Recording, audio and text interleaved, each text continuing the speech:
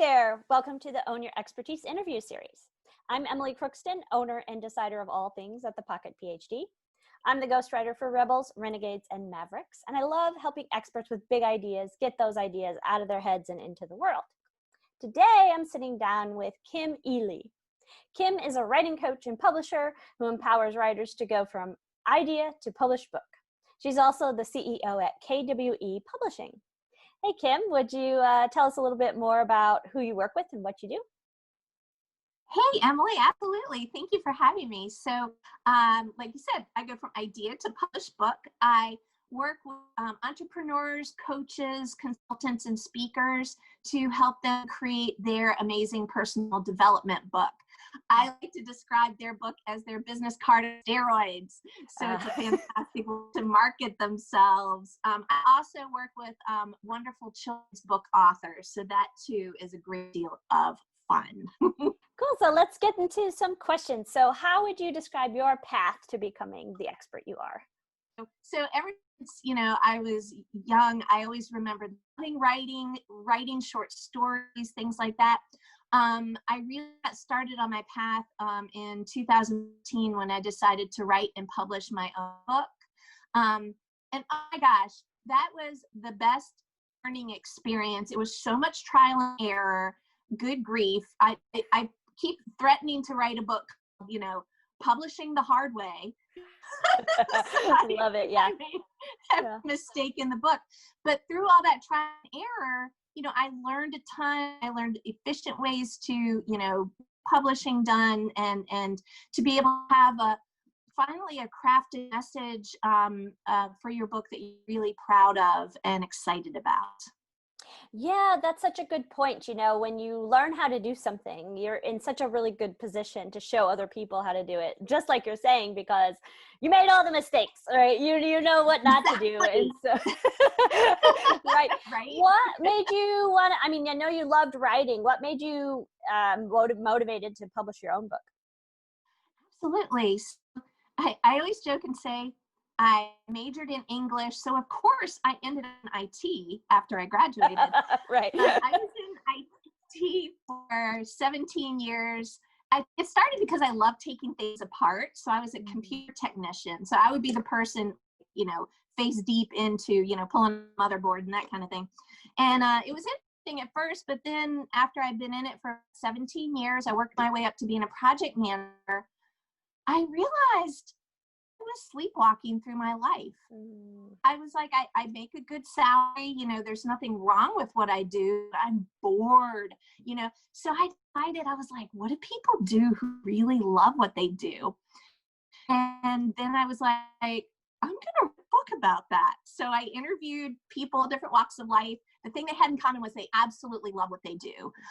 I talked to who runs a traveling cat circus. I talked to a lady who runs a company called Magical Mystery Tours. She's a agent. She does an extensive questionnaire and then prepares a trip for you. And you don't know where you're going until you get to the airport and open the envelope. Cool. I was so inspired by people who were doing, and not everybody had unusual professions, but those were two that stuck out. But people who really, really love what they do and they're passionate about it. And then turned it, towards myself. I'm like, what do I really want to do? I loved writing the book. I loved interviewing people. And I loved the whole publishing process. And so it sort of became a self-fulfilling prophecy. Like, what do people do what they love to do? Oh, and by the way, I love this. Yes, I love that story. So what's the name of your book? It's called Tickers. It makes people tick and pursue a career they love. Oh, awesome. I'm going to check that out. So much fun. Talk about people just like making money doing what they love. That's awesome. So many people think they can't do that, right? That you have to choose, either make your money or you do what you like. But that's such a good lesson. Exactly. So yeah, it was huge to learn that and be like, because so often I think people do just go, oh, well, you make money and it's going to suck and you're not going to enjoy yourself. And then you do the things you love to do after you made the money. And it's like, nah, it doesn't have to be either or. Oh, so perfect. Yeah. I was in academia and I was really unhappy. And I just kept thinking like, I'll be happy when I get my PhD. I'll be happy when I get tenure. I'll be happy when I, like, oh, that light bulb, like, oh, I can be happy right now. Right, exactly. Yes, That's so huge. It is. Yeah. So that's great. So what is your die in a ditch belief? So just for the audience, I use this term, die in a ditch belief. It's something that you believe pretty strongly, and that if you were pressed on it, you could defend it. So it might be a little bit controversial or disruptive, but it draws a line in the sand for you. So I really liked your answer to this question, Kim. So what's your die in a ditch belief? Oh, absolutely. Live in integrity. I think that's so important. One of the things that is so important to me is when you make a mistake or something happens, own up to it. You know, people can see through the BS, and they can see if you're trying to snow them, be like, no, everything's great. You know, when you build relationships with people, you have to have that foundation of trust, and that integrity is absolutely important. So there's been times when I've had like really sucky conversations because I've owned up to things, but people have respected me as a result. Yeah, I think that's really important. I hadn't really made that connection before between integrity and perfectionism, but I think that you're right, that there's something to that where, you know, we're afraid to admit mistakes because we want everyone to think we're doing the very best job we can and we're doing everything perfectly. But in reality, things happen that are totally out of our control, or sometimes they're in our control, but it's not as if, you know, we could have necessarily seen the consequences coming or whatever, right? But it is really important to own up to that stuff. And I do see that as a piece of integrity. I think you're right that that's part of it. Absolutely. All right. What would you say has helped you most in learning to own your expertise? Absolutely.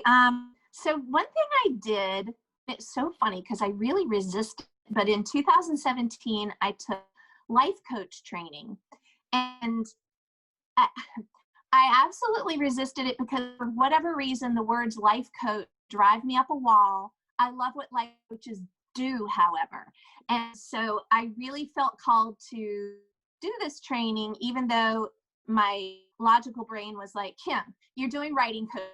What will life coaching help with this? This is going to take you away from your path. It couldn't have been further from the truth. The life coaching helped so much to be able to, especially with working with authors who do personal development books. There's a lot of times when you have to go through some heavy stuff. I often describe personal development books as, I went through hell, I came out of hell, and I have a guidebook here now for you to be able to get out of it yourself. So sometimes when you go there, you know, you go to some pretty intense places, it's intense. If it's really emotional process, having had that life coach training helped so much to be able to help guide my clients, make them feel more comfortable with telling their stories and being able to own their truth. And speaking of which, you're doing a writing retreat. I just saw your email. You're doing a writing retreat, right, next month? Yes. Oh my gosh. About that? I would love to. Thank you. So I'm doing it October from 16th to the 18th. So fun. It's just 4 writers and me in a wonderful bed and breakfast called the Gray Swan in Blackstone, Virginia. Wow. And what we do is we get real focused. We have workshops that we do together, and then I also have one-on-one time with each writer so that they can craft their story, and the goal is for them to be able to walk away with the beginning of their book. So well, great, Kim. Thank you so much for sitting down with me. This has been a really fun conversation. It really has been. Thank you so much, Emily. Yeah. Tell us more about how we can find you. Where can we find you online? Absolutely. So check out my website. It's KWEPUB.com. And I also have a Facebook group, KWE Publishing, Speaking and Writing, I believe. It's a long title. Okay. You can recognize that. All right. We'll find it. We'll put the link in the show notes and everything. So, so much fun.